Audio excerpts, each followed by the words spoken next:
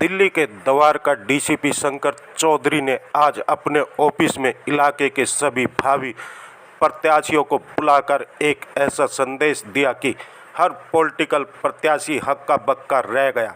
DCP ने सख्त लहजे में वार्निंग देते हुए कहा कि इलेक्शन आज नहीं तो कल होंगे, मगर मैं अपने इलाके में गुंडागर्दी, शराब और रुतबेदारों को कानून से ऊपर नहीं समझता।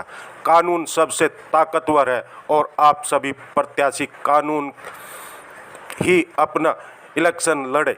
अगर किसी ने रुतबे की दोष दिखाई, मैं वो करूँगा जो जिंदगी भर प्रत्याशी नहीं बनेगा।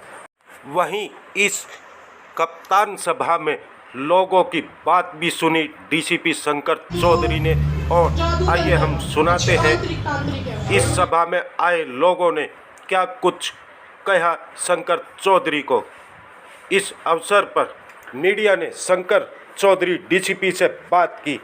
आइए हम सुनाते हैं डीसीपी शंकर चौधरी का क्या संदेश, क्या कुछ आश्वासन है। देखिए, हमारे तो द्वारका में कुछ ऐसे बहुत मेजर इशू नहीं है, लेकिन मोस्टली वाइट कॉलर्ड क्राइम ज़्यादा है।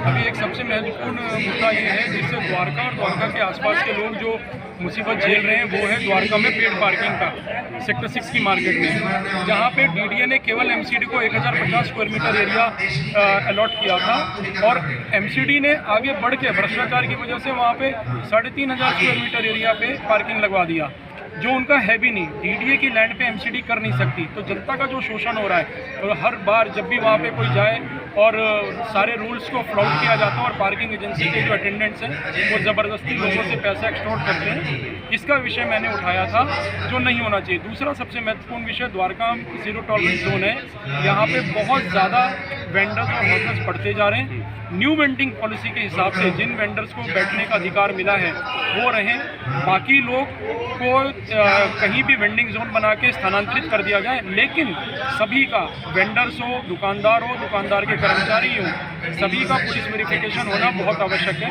इसलिए मैंने अनुरोध किया था कि एक कैंप लगवाएं या जो भी हो।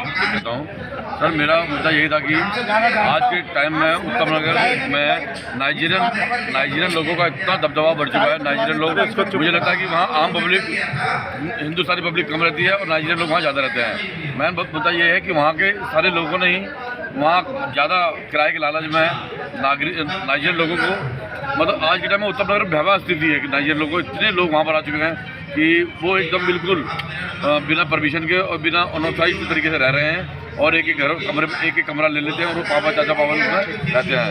तो मेरा उत्तर प्रदेश थाने से क्या सचिव साहब से यही कहना है। क्या अनुरोध आपने किया और क्या जवाब आपको कप्तान साहब ने? तो मैंने कप्तान साहब से कहा है, इसी मुद्दे को मैंने उठाया, तो कप्तान साहब ने मुझे जल्द से जल्द इस बारे में कार्रवाई करने का। मैंने तो पुलिस के सामने यही सवाल रखा कि जैसे पुलिस का अगर मित्रवत व्यवहार होगा जनता के साथ, तो बहुत सारी समस्याएं सामने आ जाएगी। कई बार क्या होता है कि समस्याओं का पता होता है, लोग दुखी हैं, लेकिन पुलिस के डर के मारे बोल नहीं पाते। अगर पुलिस के साथ इस तरह से संवाद होता रहा जनता का, अपने आस पड़ोस में जो भी समस्याएं हैं वो खुल के लोग बोलेंगे, वो बताएंगे, जैसे पुलिस की मदद मिलेगी तो बहुत सारी समस्या को जनता ही हल कर देगा और पुलिस को एक मदद मिल जाएगी। तो हमारी तो डीसीपी साहब से भी, एसएचओ साहब से भी यही अपील है कि जैसे यहाँ जो जनसंवाद किया, ये जनसंवाद हर क्षेत्र में होना चाहिए, और जनता के साथ पुलिस का एक मित्रवत व्यवहार होगा तो समस्याएं अपने आप सामने आएंगी और जनता भी मदद करेगी पुलिस की। इस तरह से हम जिले में ऑपरेशन वर्चस्व के तहत यहाँ पर ये कोशिश की जा रही है कि किसी तरीके का भी रंगदारी, फिरौती, वसूली या जो दादागिरी चलती है वो ना हो, और इसी दिशा में लोकल पुलिस का एक अच्छा प्रयास हमारे सामने आया है। हमें ये शिकायत थी बहुत जगहों से कि द्वारका सब डिवीज़न में जो द्वारका के अलग अलग पॉकेट्स में जो मार्केट्स हैं वहाँ पर पार्किंग को लेकर बहुत रंगदारी चलती है। वहाँ पे क्या होर्डिंग्स लगने हैं, कितने गाड़ियाँ पार्क होनी है, और अगर पार्क होनी है तो इसमें कुछ एंटी सोशल एलिमेंट्स आकर इसमें रंगदारी करते थे कि अगर तुम इतना पैसा दोगे तब जाके लगने देंगे। जो ये शिकायतें बार बार मेरे पास आ रही थी, और हम एक पुख्ता तलाश में थे कि ऐसा कोई बंदा हमें मिले, क्योंकि बार बार शिकायत बड़ी जनरल नेचर की होती थी, कोई स्पेसिफिक जानकारी नहीं होती थी। 11 तारीख को हमारे पास एक कॉल आती है और मैं आपके माध्यम से अनुरोध करूंगा कि इस तरीके के जितने भी बदमाश हैं उनके खिलाफ कॉल करें, हम एक्शन लेंगे जो हमने लिया है। और शायद ये द्वारका ज़िले में पहली बार ऐसा एक्शन हुआ है। ये इनको मैसेज देना है कि ये रंगदारी, फिरौती, ये बदमाशी, ये जो ठेकेदारी सिस्टम है इसको बंद करें, वरना द्वारका जिला पुलिस इनके साथ कानून संगत, न्याय संगत तरीके से बहुत सख्ती और कठोरता से पेश आएगी। यहाँ पर 2 बदमाश थे, उसी पार्किंग में एक अटेंडेंट था जो जिंद हरियाणा का रहने वाला था, 20 साल उसकी उम्र है, कमल नाम है उसका। उसमें सेक्टर 6 के मार्केट में ये पार्किंग अटेंडेंट का काम करता था। तो इसको पूरे पार्किंग के इलाके की टोपोग्राफी और मार्केट की टोपोग्राफी और लोग कौन कौन पैसा दे सकते हैं पूरी जानकारी थी। इसके माध्यम के थ्रू ये एक सुनील अलियास बल्लू पहलवान जो 41 साल की उम्र का है, Atul apartment flat number 414 sector 18 Dwarka में रहने वाला है और ये एक फाइनेंसर था सेक्टर 6 मार्केट में।